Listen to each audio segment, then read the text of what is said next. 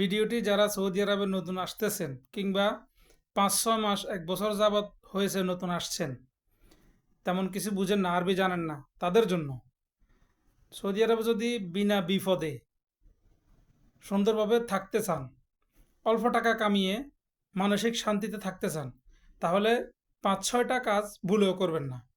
১. নিজের আকামা দিয়ে কাউকে সিম তুলে দিবেন না। নিজের আকামা কিংবা ব্যাংক কার্ড দিয়ে কারো টাকা পাঠিয়ে দিবেন না। নিজের আকামার ফটোকপি দিয়ে সাক্ষী হয়ে কাউকে গাড়ির রেন্ট নিয়ে দিবেন না। কেউ কাজ দিবে বলে ডেকে নিয়ে টাকা চাইলে ১ পয়সাও তাকে অগ্রিম দিবেন না। কাজে লাগিয়ে দেওয়ার পরে যখন আপনার তলব দিবে, তলব অ্যাকসেপ্ট করার পরে টাকা দিবেন, ওই কথায় চুক্তি করবেন, অগ্রিম ১টি টাকাও দিবেন না। নিজের আকামা দিয়ে অনলাইনে কোনো কিছু বাকিতে শপিং করবেন না, তাহলে মানসিক শান্তি পাবেন।